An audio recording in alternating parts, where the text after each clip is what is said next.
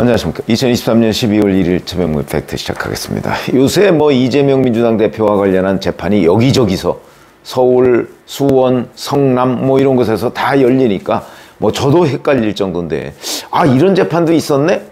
싶은 것이 어제 있었습니다. 성남FC 관련이죠. 그러면 성남FC 관련해서는 서울중앙지법에서도 재판을 하고 있죠. 대장동 재판에 병합된 거. 대장동, 성남FC, 백현동. 거기다가 지난번에 위증교사 혐의를 병합하느냐 마느냐 이런 문제 때문에 논란이 됐다가 그건 결국 분리를 했죠. 그러나 그것도 끝까지 봐야 됩니다. 중간에 또 병합할 수도 있기 때문에. 자, 이런 문제들이 이제 한참 전부 재판이 진행 중인데, 현재 성남FC와 관련한 재판은 서울중앙지법에서 이재명 하나 하고 있고요. 형사합의 33부 김동현 부장판사. 근데 이거하고 별개로 수원지방법원 성남지원 형사 1부에서 또 성남FC 관련한 재판을 진행 중입니다. 이게 어제 3차 공판이 있었습니다. 강동원 재판장.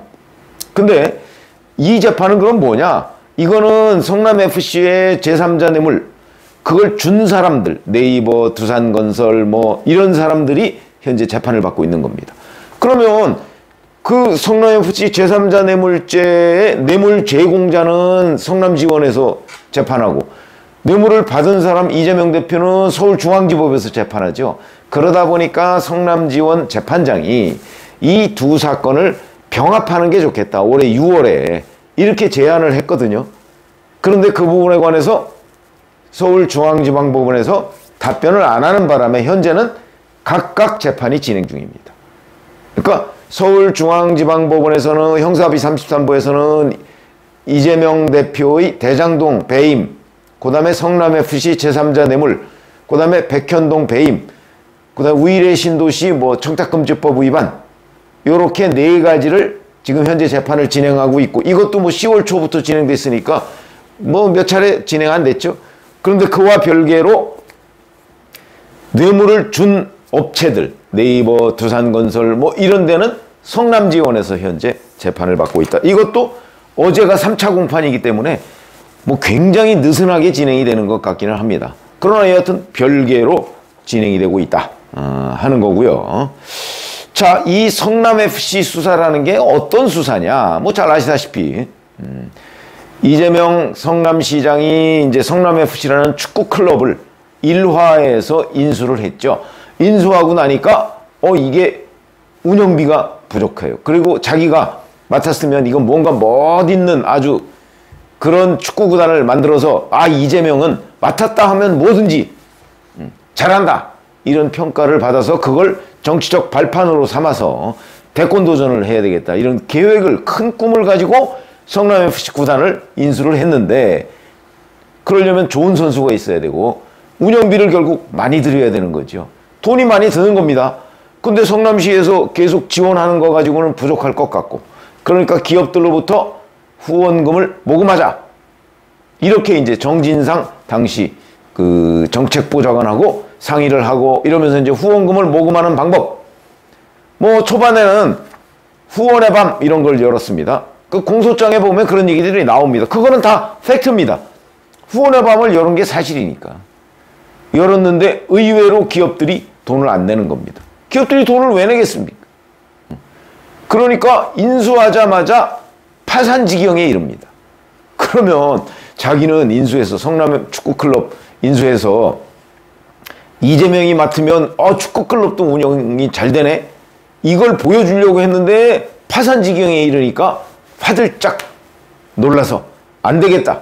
그래서 그때부터 인허가 장사를 하기 시작했다 하는 게 이제 공소장에 나와 있습니다. 이거는 공소장이기 때문에 검찰의 주장입니다. 그러나 그 안에 들어있는 성남FC가 파산의 위기를 맞았다는 건 팩트일 걸로 보입니다. 그건 관련한 재정 회계 자료가 다 있을 거 아니겠습니까? 그건 팩트일 걸로 보입니다.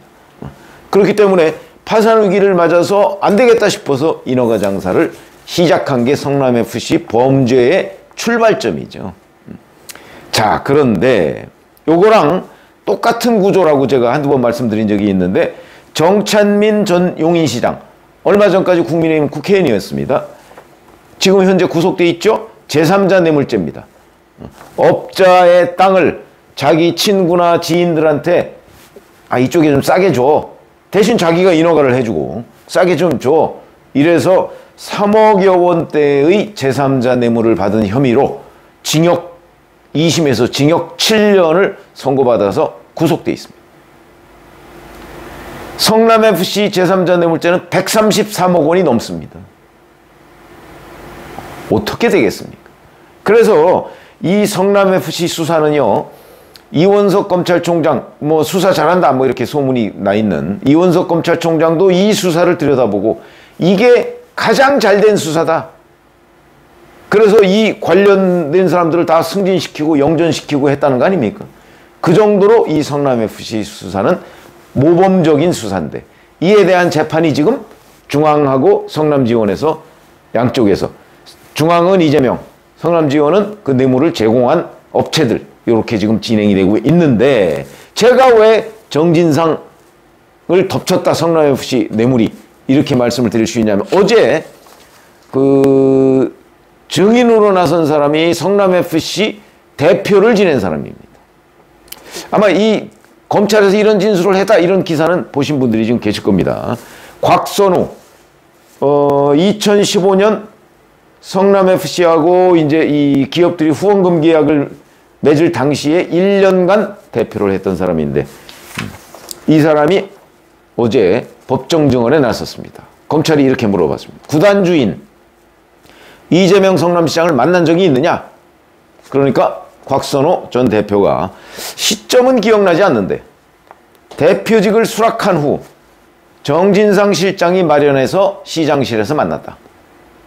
그 자리에서 이재명 시장이 구단 운영을 정 실장에게 맡겨놨다. 앞으로 정 실장과 상의해서 결정하라는 취지로 말했다. 그러니까 내가 정진상한테 맡겨놨으니까 정진상은 나의 아바타야. 그러니까 정진상하고 상의해서 구단 운영을 하시오. 이렇게 지시를 받았다는 거죠. 그러니까 검찰이 또 이렇게 묻습니다. 검찰 조사 당시에는 홍보 마케팅 실장과 경영기획 실장이 대표를 거치지 않고 정진상 실장에게 보고하는 경우도 있었고, 정 실장 결정에 따라 사후 보고를 받고 결제하는 시스템이었다고 진술했는데 맞느냐?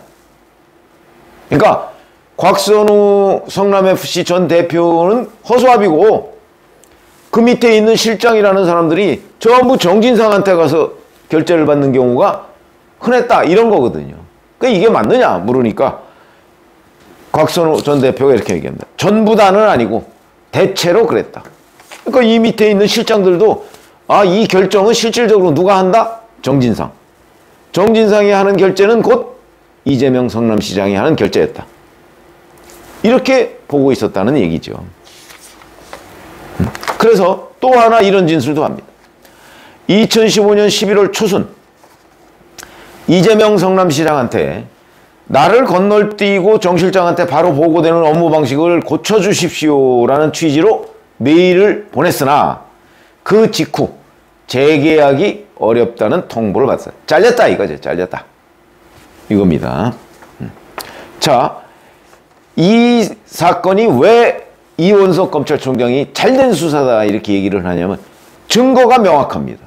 우선 네이버 관계자가 또는 두산건설 관계자가 네이버의 경우는 문건까지 남겼습니다. 정진상 실장하고 면담을 하고 나서 얼마를 해달라.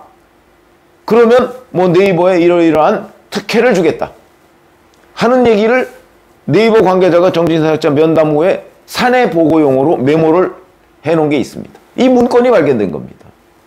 명확한 대가 관계죠. 인허가 장사고요. 그렇기 때문에 뿐만 아니고 두산건설도 마찬가지입니다.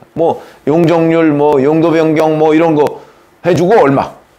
네이버 같은 경우는 자기네들이 이제 네이버의 그때 대표가 아마 법조인 출신일 겁니다. 이 사람은 이건 문제가 된다 싶으니까 직접 안 하고 시민단체인 희망살림인가 거기한테 뭘 후원하는 형식으로 해서 거기서 이렇게 돌려서 성남FC로 들어가도록 광고비 명목으로 들어가도록 지금 그렇게 주장하고 있습니다. 정진상 전 실장은. 그러니까 이게 후원금이 아니다 이렇게 주장하고 있는 거죠. 그러니까 처음부터 위법한 상태라는 걸 알고 우회로를 선택했다는 것까지 다 지금 조사 결과에 나와 있습니다. 수사 결과에. 그러니까 빠져나가기가 굉장히 어려운 이런 상황이고, 그러다 보니까 이원석 검찰총장이 칭찬을 할 수밖에 없는 수사다. 근데 그 수사와 관련한 재판이 지금 뭐 3차 공판 열리고, 물론 총선 전에 이게 뭐 나오지는 않습니다. 않겠죠. 이제 3차 공판 진행 중이니까 결과가 나오지는 않겠지만, 이거는 결과가 너무나 명백한 예상이 되는 그런 재판이다. 그렇기 때문에 이 부분은 정진상 전 실장한테 징역 몇 년이 나오느냐가 뭐 그것만 관심이지 무죄일 가능성은 없다. 이렇게 보는 게 맞다. 제가 법조인들한테 물어봐도, 그리고 아까 제가 정찬민 전 용인시장의 경우를 예를 들었듯이 이거는 무죄일 수는 없는 겁니다. 뭐 징역 5년이 될지 7년이 될지 모르지만, 그러나 정찬민 전 용인시장이 징역 7년이라면 이거는 징역 10년이 넘어야 되는 거죠. 133억. 그건 3억인데 이건 133억입니다. 그런 정도로 지금 이 성남FC 문제와 관련해서 정진상 전 실장한테 닥친 위기는 매우 현실적이다.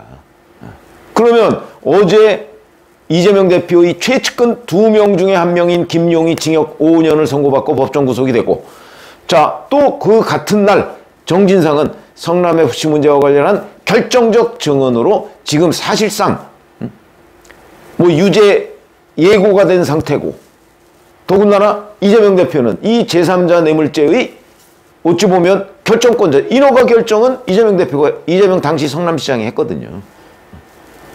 그렇기 때문에 성남FC 이 제3자 뇌물죄와 관련해서는 이재명 대표도 서울중앙지법에서 재판을 받고 있으니까, 만약에 둘 중에 어떤 게 더 먼저 끝나느냐에 따라서 실형이 선고될 가능성이 대단히 높은 사건이다. 그 정도로 어제 하루에 그야말로 이재명 대표에게는 좌진상 우동규 또는 좌진상 우김용 이런 얘기가 있었는데, 바로 본인이 인정한 최측근 2명이 하나는 구속되고 하나는 구속이 예고된 상태로 재판이 진행됐다.